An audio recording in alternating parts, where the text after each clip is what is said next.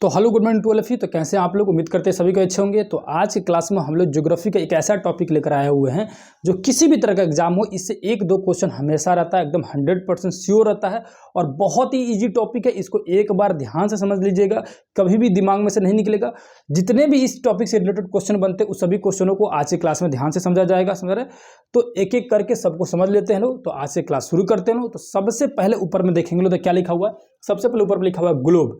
तो ग्लोब की क्या परिभाषा होती है इसको पहले समझते हैं लोग। ग्लोब किसे कहा जाता है? सिंपल भाषा में समझ जाओ कि ग्लोब जो होता है क्या होता है, एक पृथ्वी का नमूना है। क्या है ग्लोब? किसे कहते हैं? पृथ्वी के नमूना को कहते हैं ग्लोब। सिंपल भाषा में जैसे मान के चलो किसी भी चीज का नमूना होगा कि नहीं होगा, समझ रहे ना? किसी भी चीज का नमूना होता है जो उस चीज को दर्शाने के लिए बनाया गया रहता है। उसी तरह पूरी पृथ्वी को दिखाने के लिए एक गोल आकार का एक वस्तु बनाया गया जिसे बोला गया ग्लोब। समझ ना? अब इस ग्लोब पर बहुत सारी रेखाएं खींची गई। क्यों खींची गई उसके बारे में भी समझेंगे और इन रेखाओं का क्या काम है उसको भी समझ लेते हैं। तो ग्लोब पर जो है ना बहुत सारी रेखाएं जो है खींची गई है। इन रेखाओं को अलग अलग नाम है, समझ रहे हैं? इन रेखाओं को एक एक करके समझेंगे। सबसे पहले ग्लोब पर एक बीचों बीच रेखा खींची गई, उस रेखा को क्या बोलते हैं लोग? उस रेखा को बोलते हैं हम लोग विषुवत रेखा। क्या बोलते हैं लोग? विषुवत रेखा। क्या बोलते हैं लोग? विषुवत रेखा। इंग्लिश में बोलते हैं इसी को इक्वेटर लाइन या इसी को बोलते हैं भूमध्य रेखा। तीन नाम होंगे इसी का। क्या नाम है? भूमध्य रेखा। याद रखना, भूमध्य रेखा। इसी का नाम इंग्लिश में इक्वेटर लाइन और इसी को ही बोला जाता है विषुवत रेखा। याद रखना, ध्यान से समझना, ध्यान से मेरी बातों को सुनना। समझ रहे? अब ये जो विषुवत रेखा जो है पृथ्वी के बीचों बीच में खींची गई है, यानी ग्लोब के बीचों बीच में जो खींचा गया है, समझ रहे? तो ये जो पूरी जो ग्लोब जो है या पूरी जो पृथ्वी है कितने भागों में बढ़ गया? दो भागों में बढ़ गया। बढ़ गया कि नहीं बढ़ गया? अब इस भाग को क्या बोलेंगे और इस भाग को क्या बोलेंगे लोग? समझ रहे ना? तो याद रखिए, आपको कई बार हम बता चुके हैं कि ऊपर वाली जो दिशा है कौन सी दिशा है? उत्तरी दिशा है। और नीचे वाला जो दिशा है कौन सा है? दक्षिणी दिशा, यानी साउथ है। ये नॉर्थ हो गया, ये साउथ हो गया। तो ऊपर वाला जो भाग हो जाएगा ये उत्तरी भाग हो जाएगा और नीचे वाला जो भाग हो जाएगा ये दक्षिणी भाग हो जाएगा। तो इसको बोलते हैं लोग उत्तरी गोलार्ध और इसको बोलते हैं लोग दक्षिणी गोलार्ध। क्या बोलते हैं लोग? उत्तरी गोलार्ध और दक्षिणी गोलार्ध। अब रह गया कि गोलार्ध किसे कहते हैं। बहुत सारे बच्चे को इसमें भी दिक्कत हो जाएगा कि गोलार्ध किसे कहते हैं। ध्यान समझो, गोला का आधा भाग क्या कहलाएगा? गोलार्ध। तो ये पूरी गोला का ये ऊपर वाला जो भाग है ये आधा भाग है कि नहीं है? ये वाला भी आधा भाग है कि नहीं है? किस है? ये पूरी ग्लोब का जो ये वाला जो भाग है ये आधा भाग है कि नहीं है? उसी तरह ये वाला जो भाग है ये भी आधा भाग है। तो इसको बोलते हैं उत्तरी गोलार्ध और नीचे वाला क्या बोलते हैं लोग? दक्षिणी गोलार्ध। क्या बोलते हैं लोग? उत्तरी गोलार्ध और नीचे वाले को बोलेंगे लोग दक्षिणी गोलार्ध। याद रखना, उत्तरी गोलार्ध और दक्षिणी गोलार्ध। समझ? दो भागों में बांटा गया है, उत्तरी गोलार्ध और दक्षिणी गोलार्ध। अब रह गई आगे, इसमें क्या समझेंगे लोग? आगे समझना है कि अक्षांश रेखा और देशांतर रेखा किसे कहते हैं। समझ ना? सबसे पहला टॉपिक यही बन जाता है। ध्यान से सुनना, अक्षांश रेखा को लेटीट्यूड भी बोला जाता है इंग्लिश में, लेटीट्यूड। समझ रहे ना? ध्यान समझे क्या है अक्षांश रेखा। बहुत सारी रेखाएं जो है इसे ग्लोब पर खींचा गया है, बहुत सारी रेखाएं खींचा गया। कितनी रेखाएं खींचा है खुद बता दो कि ध्यान से समझो। इधर मान के चलो कि मैं ऐसे सर्किल को ले लिया, ठीक है? उस सर्किल के बीचों बीच में से एक रेखा खींच दिया, यहां तक आने में हमको कितना डिग्री लगेगा? ये जो है खड़ा खड़ा जो रहता है ये कितना डिग्री होता है? कोई बताएगा ये कितना डिग्री होता है? कितना होता है? 90 डिग्री होता है कि नहीं? 90 डिग्री होता है। तो मान के चलो यहां तक हम रेखा अगर खींचते आ रहे हैं, ऐसे ऐसे खींचते आ रहे हैं, ऐसे खींचते खींचते यहां तक आएंगे तो कितना रेखा हो जाएगा? 90 को रेखा हो जाएगा। होगा कि नहीं होगा? उसी तरह ऐसे ऐसे खींचते खींचते आ रहे हैं तो ऊपर में कितना हो जाएगा? 90 को रेखा हो जाएगा। होगा कि नहीं होगा? तो यहां से जो हम लोग ऐसी रेखा खींचते आएंगे तो यहां तक आएंगे तो 90 को रेखा खींचेंगे और इसी तरह यहां से खींचते आएंगे रेखा तो यहां तक आएंगे तो 90 को रेखा हो जाएगा। यानी कि उत्तरी गोलार्ध में भी 90 को रेखा और दक्षिणी गोलार्ध में भी 90 रेखा। वो कौन सी रेखा? तो जो रेखा है पश्चिम से पूरब की तरफ खींची गई है या पूरब से पश्चिम की तरफ खींची गई है। मतलब दोनों दिशा में समझ लेंगे, ये पूरब से पश्चिम आएगा या पश्चिम से पूरब आएगा। जो ऐसी रेखा जो खींची गई है इसको बोलते हैं अक्षांश रेखा। क्या बोलते हैं लोग? अक्षांश रेखा। इसी को इंग्लिश में बोला जाता है लेटीट्यूड। लेटीट्यूड से याद रखना लेटा हुआ। क्या हुआ? लेटा हुआ। यानी कि मान के चलो ये ऐसे रेखा रखे ए और ये रेखा बी, ऐसे रखे। अब बताओ ए लेटा हुआ है या बी लेटा हुआ? सिंपल भाषा में ए लेटा हुआ। सिंपल तरीका समझ आ रहा है?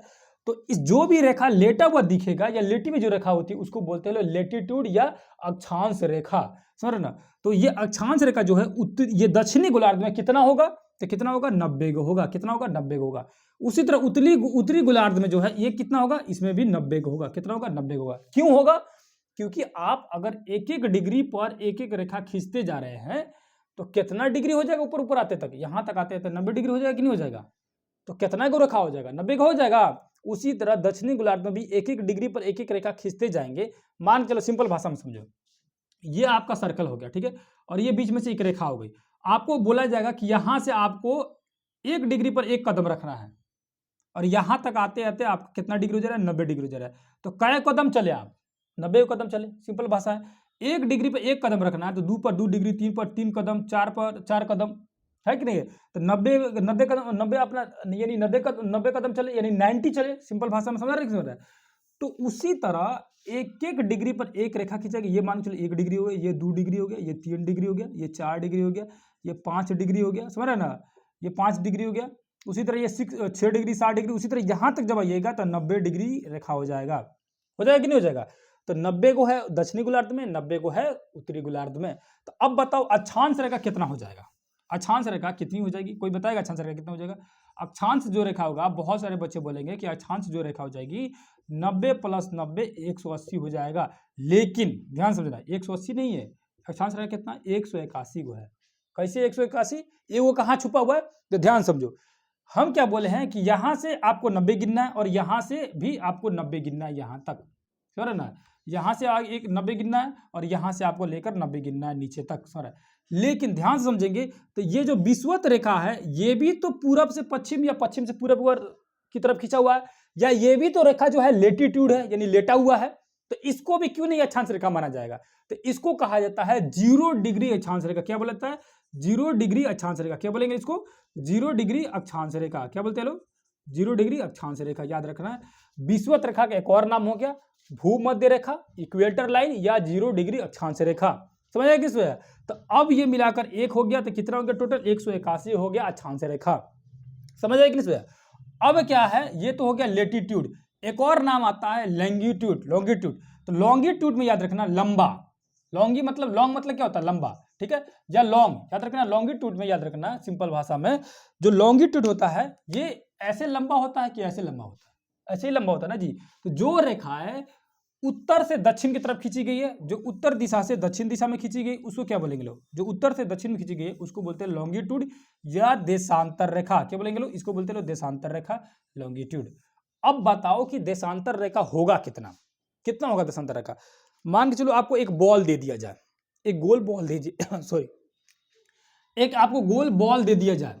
इस बॉल में बोला जाए कि आपको एक एक डिग्री पर एक एक रेखा खींचने जाना है, खींचते जाना है, खींचते जाना है। तो आप बताइए, ऐसे से अगर रेखा खींचते जा रहे, खींचते जा रहे, खींचते जा रहे, उसके पीछे भी खींचना उसी तरह, तो कितना को रेखा खींचा जा सकता है, समझ रहे ना, एक एक डिग्री पर खींचना है।